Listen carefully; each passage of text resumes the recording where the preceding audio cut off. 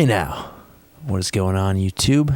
ModzvilleUSA here, back with another video. And today is going to be a different type of video. Initially this was going to be a standard install video for the MakeMHZ HDMI kit for the OGXBOX. However, this video took a very different turn once I completed the install. Now after installing the kit, my Xbox booted into a crispy HDMI image. I took some sweet pics, put the Xbox back together, and sat on it overnight. When I came back to the console the following day, the Xbox was fragging, blinking red and green light. Turns on, turns off, turns on, turns off, then blinking lights. That is a frag in Xbox speak. And after a full day of troubleshooting, I've come to the conclusion that there's something wrong with my HDMI kit. I do believe the install is fine. Now we're going to get to why I believe that it's an issue with the kit and not my soldering a little bit later in the video. First, I'll give you a rundown of the installation process, as I've got all this footage, got to do something with it. So the console I worked on was a green Halo Edition Xbox 1.3 console. I started by installing an OpenXenium, as I intended to mount an LCD to the faceplate at a later date. Next, I grabbed the 480p patch provided by MakeMHZ, patched my EvoX BIOS file, and flashed it to the OpenXenium over FTP. I tested the console, and it was working perfectly fine. Now we get into the point of no return, installing the HDMI kit. I started by removing the AV port using my hot air rework station. I bridged the connections needed into tricking the Xbox into thinking that an AV cable is plugged in. In case you didn't know, if you don't have a cable plugged in to an original Xbox, it will blink green and orange. I removed the ferret bead labeled FB3B1 on the motherboard. Next, I installed the flex cable. As for the difficulty, I'd say this is harder than the DC digital, but not as difficult as the PS1 digital. Getting the loose connector properly lined up proved to be a little bit of a pain. Then I attached the wires to the motherboard, mounted the kit, and wired it up. Lastly, I had to mount the 3D printed HDMI piece in between the metal shielding and the plastic of the case, which was also a bit of a pain, but got it done without issue. When I fired up the console, it worked perfectly fine. As I stated in the beginning of the video, I took some pictures, put the console back together, played THPS2 very briefly. When I came back to the console the following day though, turned it on, and the Xbox was fragging. I took the console back apart, and I reflowed the wires on the chip, tested it out. It was working perfectly fine. I tinkled with the software a little bit in OpenXenium and restarted the console, to which it was fragging out again. Now at this point, I took everything apart and reflowed every connection on the flex cable, redid the wires, pretty much started from scratch. As everything appeared to be fine, I just wanted to reflow everything just to be sure. Put it back together, wired it up, tested it immediately, and it worked. Then I plugged everything back in, plugged in the DVD drive, plugged in the hard drive, gave it another test, and it started fragging again. Now I want to save you the headache of the many hours in between here and the next conclusion of me dicking around lost in the woods, troubleshooting what could be going on. Pretty much a whole lot of the same. Trying things, testing it working, waiting a little while, it not working, and then it dawned on me, finally, after many hours of working on this thing, that it seems to start working every time I reflow the wires on the chip itself. So I had a theory of maybe it's heat related. Let me try heating up the HDMI kit at a low temp, not hot enough to melt solder, but at 100 degrees Celsius, just heat up the ICs on the chip, and lo and behold, it booted up for a short amount of time and stopped working again. After this, I figured it might be a bad connection on one of the components on the HDMI kit, so I hand soldered, redid every connection on the kit itself, fired it up, it worked. Same thing, stopped working shortly after. So this time, making the video, I had reached out. I had started a support ticket on MakeMHZ on their website. It's been about 4 days. I haven't heard back from them yet. I've kind of explained exactly what's going on. Kind of as I've gone, there was the initial message and then follow-up once I realized, like, a little bit of heat gets this thing to work for a little while. And on Twitter, I had posted the initial install pics and then followed up with, I think my kit's messed up and what's going on. And they did respond to that and said that it's if it's fragging, it's likely a short on the Xbox motherboard. Basically, basically I fucked up the install is what they're implying, that the kits are tested and I shorted something out basically. Now, at this point, I've gone over my work countless times. I've redone everything, but it's consistently having the same results.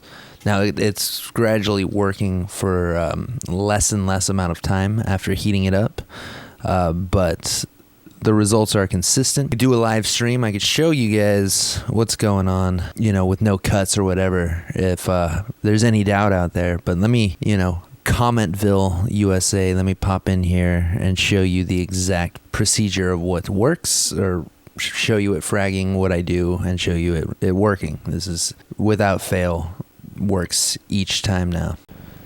Okay, so here I am on the Xbox. It's been sitting around for a while. Turn it on. As you can see, it is fragging out. HDMI kit is blinking, pulsing here and there, not working. So unplug it, bring it over to the bench. Now I'm heating it up at 100 degrees Celsius, very low heat, and very low airflow as well for just a few seconds, maybe 30 seconds tops. Just heating up the board, heating up the ICs.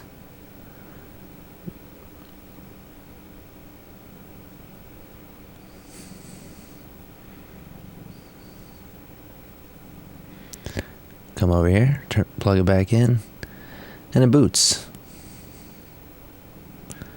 Boots just fine. It'll stop working very shortly after. Now if I reboot it, there we are. Got into the Xenium here. Everything's working perfectly. Audio's fine. Video's nice and crisp. It looks great. And we'll turn it off. And at this point, the chip's cooling down a little bit, so we'll see what happens if we turn it back on. Oh, and it's fragging again. Okay, guys, I want to do a little update here on what's going on. I found out that these dudes have a Discord server, so I went ahead and popped in there just to be as meticulous as possible before putting this out there into the ether. Just, have the makers maybe help me troubleshoot this a little bit. So I explain to them everything that I've already told you guys here about how heating up the ICs consistently gets it to work.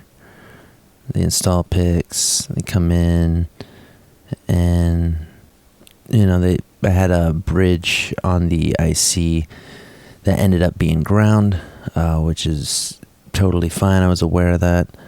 The admins, makers, whatever, pop on in and say the only thing that could cause a frag would be those two lines on the two wires on the IC there. Everything else would result in a freeze. So the ferrite bead, once you remove that ferrite bead, if you didn't install the kit completely, then you would get a frag, like I am getting. And then I brought up, if, say, the kit wasn't working, and the ferrite bead's missing, that can potentially cause a frag. They're kind of duck that. Okay, so I pop back in, show what's going on. We got the bridges on ground still. It's not a big deal. It's not going to affect anything. Show my wiring. And then the underside, it did look a bit scuffed.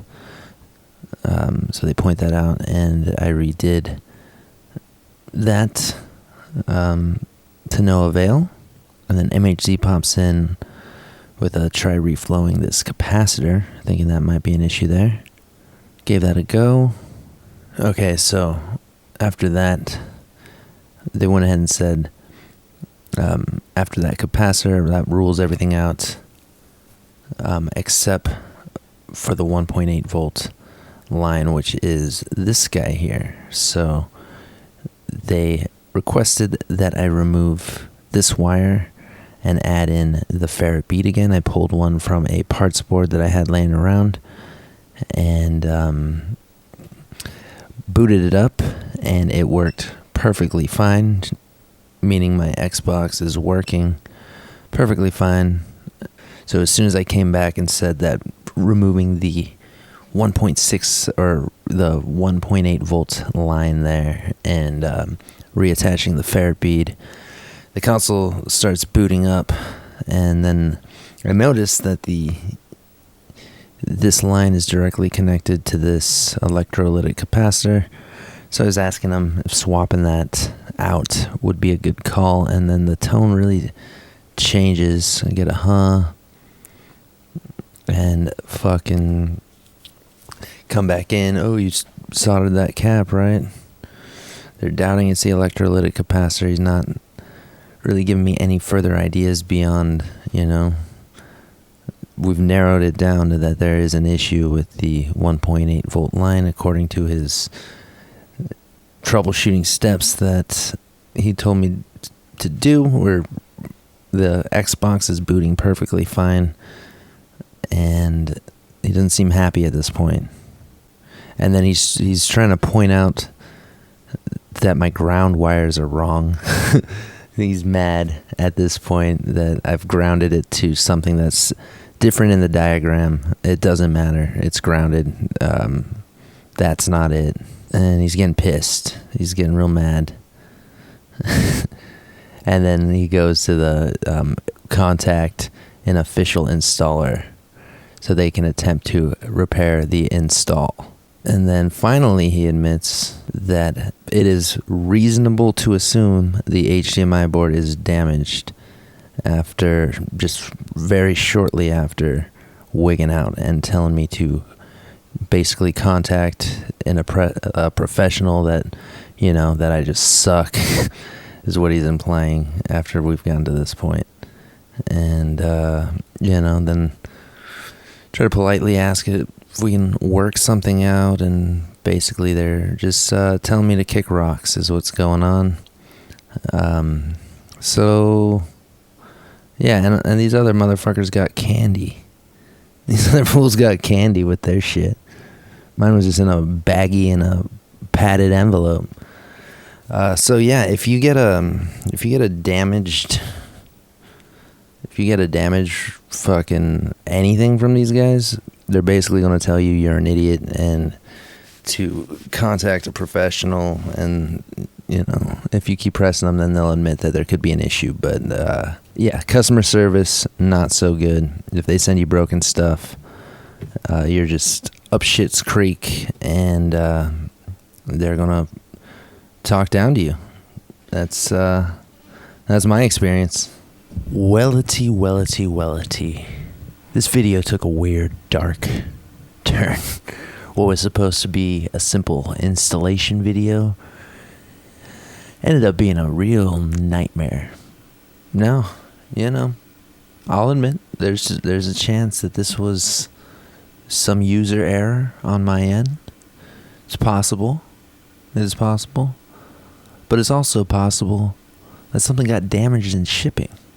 It was packaged quite poorly. It was just in 2 little plastic bags in a bubble mailer. I wouldn't mail out something that valuable and something so poor. Other people got theirs in boxes with candy. I got the short end of the stick. So fucking, I'm making a video. I'm a guy making a video. you're just some random person. You buy this, you know, who knows fucking how much worse your shit's gonna be. I don't know if they knew or whatever. They were sending it to somebody who's doing a video. I don't know, but yeah, dealing with them directly was quite rude, and it really went to a lot of crappy places before even admitting that it's an issue with the kit. It got real defensive, and even admitting that there's absolutely no way they're going to work anything out with me. So the moral there is they have no problem like sending you, you know, if they did send you busted shit, they have no reason to package something well. If it shows up damaged, they're gonna blame you. They're not a good way to run your business. I would not recommend you guys gamble on this product. Like, if it's all working well, great. Seems like a pretty sick device, and I've blown another $80 on a replacement, which I'm almost positive when I put it in there it's gonna work just fine, provided that one's not has some fucked up issues too. We'll see. But the moral of the story is give your business to Chimeric Systems, who makes a very, very nice, from what I hear, HDMI cable. They're a bitch to get. They go on sale once in a while, and they sell out very quickly. Then they get scalped on eBay. But just wait. For the love of God, I'd take a pound HDMI cable over dealing with these motherfuckers again. That's for damn sure. So, I can't recommend it, dudes. If you want to roll the dice and hope that you don't have issues with yours, it just goes swimmingly. Godspeed. But for the love of God, if you do, they're gonna make you feel like shit if it turns out that it might be an issue with their product. Not if, you know, you need help with the install, but if all signs point to it being an issue with the device itself, oh, shit's gonna get dark. At least that's what happened to me. So I got a nice green Halo paperweight for now until I can get a replacement. So that's pretty neat. But anyway, I'll keep you guys posted on what happens when I get the new one in, another $80, and it'll hopefully work this time. You know, if it acts exactly the same, it's got to be on me. But if not, I got a fucked up kit, and I'm expected to kick rocks. So I'm gonna go kick some rocks. ModzvilleUSA signing out.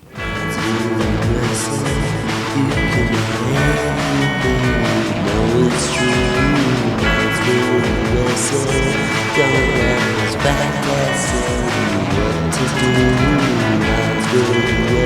do.